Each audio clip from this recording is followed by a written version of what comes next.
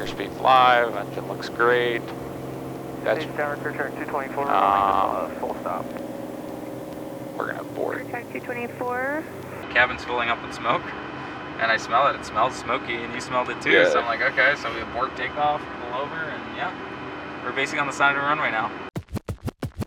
Every morning when you wake up, you have two choices. One, live the day based on how you designed it, or two, let the day take you to whatever the default is. Every morning, I choose to live the life that I design, and I intentionally put together all the different components. That way I'm lit up and I show up the 110% version of myself. How's it going? How's your night?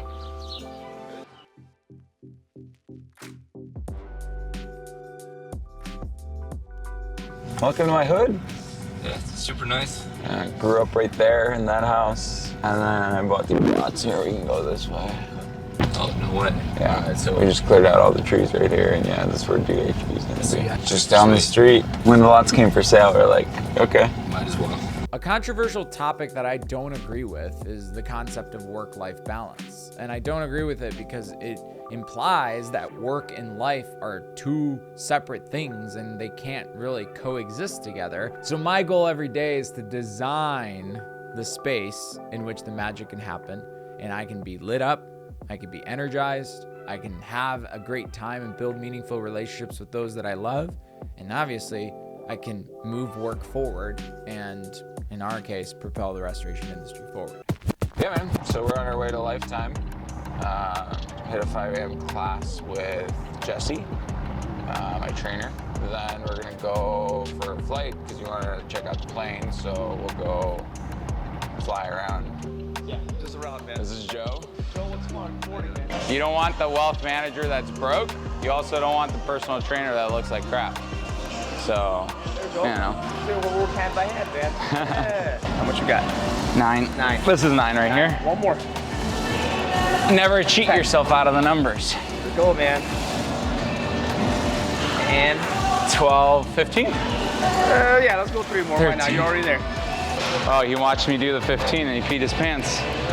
What I really like about Jesse, I'm a firm believer that a lot of the challenges and struggles that you face in life are who, not how problems.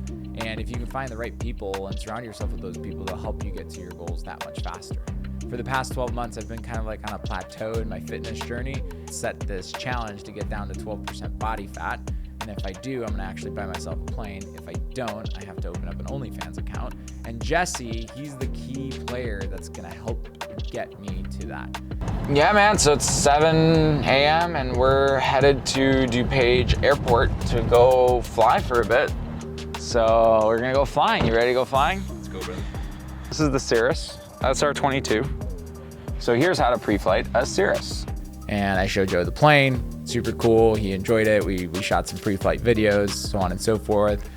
We do this, all these pre-flight checks. Everything was perfectly fine, totally normal. All right, you ready, yeah? Yep, send it.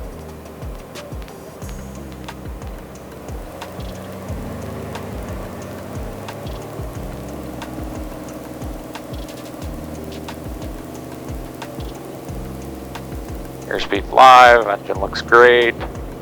That's, downward return 224, full stop. we're gonna board. Return 224. All cleared up, everything was great. Full power. I started seeing stuff come out of the the vents here. I'm like, it's probably just condensation. And then I look and like the whole cabin's filling up with smoke. And I smell it. It smells smoky, and you smelled it too. Yeah. So I'm like, okay, so we abort takeoff, pull over, and yeah, we're basically on the side of the runway now. But sometimes, I guess, general aviation doesn't go your way. But luckily, it happened in a safe position. I'm doing this as a precaution. I don't know if the engine would caught fire. What I've seen happen before, because I did fly once in a cylinder head. It could have been a cylinder head crack, but like these were all normal. So I don't know, honestly. What it was. We'll find out. But nonetheless, we headed to the office and I was all lit up. We get to the office and that's where I met with 2 new leaders within our organization. One person was heading marketing, one person was heading sales, and we had a problem-solving session. on how do we identify the different life cycle stages of contacts and organizations within our CRM. The first thing we need to do is existing data, we're gonna need to split up. And then the second thing we're gonna do is set up an automation that basically rotates a team owner from the two new companies added. It's not gonna be static, it'll be different content pieces, you know, if we've got a new customer testimonial, if we're gonna go to an event that we know that they're close to, like, we still need to be aligned. Maybe it's not the primary, but it's definitely a secondary. We have something that's lead qualified stage, stage change 45 days ago, stall reason, competitor, now talking to something on your side that can Yes. Super awesome session. And then afterwards, I continue my day with back-to-back investor meetings. So went back-to-back. We were in fundraising mode at the time, raising around for Albi, where had about 5 to 6 investor meetings. And yeah, those were all back-to-back. Hey Alex, how you doing? Living the dream. How about yourself, Clay? Good, doing great. Just had a awesome RevOps powwow session with my sales director. It was great. But anyway, yeah. I had a good call with Greg. The short of it is, they're interested in doing a combination of debt and equity. I don't know how much they talked to you about that. But, Yep. but I think they are leaning toward it. What are the two things holding them back from doing a deal? Yeah, one of them is specific to you, and that is to your business, and one of them is specific to them. The one specific to you is the burn is a little bit high, and they don't want to, they don't want to put in a few $1 million and then have it, only extend the runway for 5 or 6 months. Well, yeah. So I think that doesn't mean that they wouldn't do a deal with you. It just means that it gets a little more complicated for them and a little more challenging. And what I've learned in working with investors over the years is they can only take on so much. So I think as an entrepreneur, you have the broccoli and you have chocolate. Chocolate are the things you truly enjoy doing, like flying the plane and problem solving with the leadership team. And then you have the broccoli that you have to eat, which is these mundane, redundant investor meetings. But unfortunately, without capital, you can't grow and scale businesses. So all the investor meetings were back to back to back. Didn't really enjoy that, but again, you have to eat the broccoli. And then afterwards, at the end of the day, I synced up with Abby, my executive assistant, and we ended everything on a high note. And then post that, went back home to my family, which is obviously the best way to end the day. What up? This is like buying back your time. This started with ChatGPT, Switzerland trip, and look at that. Whole itinerary. Boom. Yeah, it looks super nice. Good work. So I'll invite Laura to everything. Our Growth reached out again, but They're a private equity, right? 3 billion fund that partners with leading tech. You said no to them before. Or to like hold off. And that's like what I don't want to happen is like, I'm fundraising, people stop, right? Like I don't want to put any glue in the machine yet.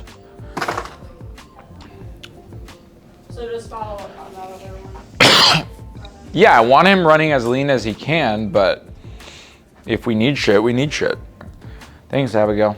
Appreciate you. Yeah, I am limited to 52. Deuces. So the key takeaways for everybody watching this are the following. I think from the plane lesson, a cool thing that reaffirmed was the fact that sometimes things don't go as planned, but it doesn't matter. Don't let that ruin your day. And also, like as a pilot, you always have to fly the plane through the chaos. And I've seen that in business too, right? Like a lot of times things may not go very well in business. Your engine in business may quit, right? You may run out of fuel, i.e. cash, right? But you always must fly the plane and you must always be in control of the plane. The second thing is life by design, not by default. So specifically designing your day based on energy management, super important. It's one of the most valuable things that I've learned to be able to bend time.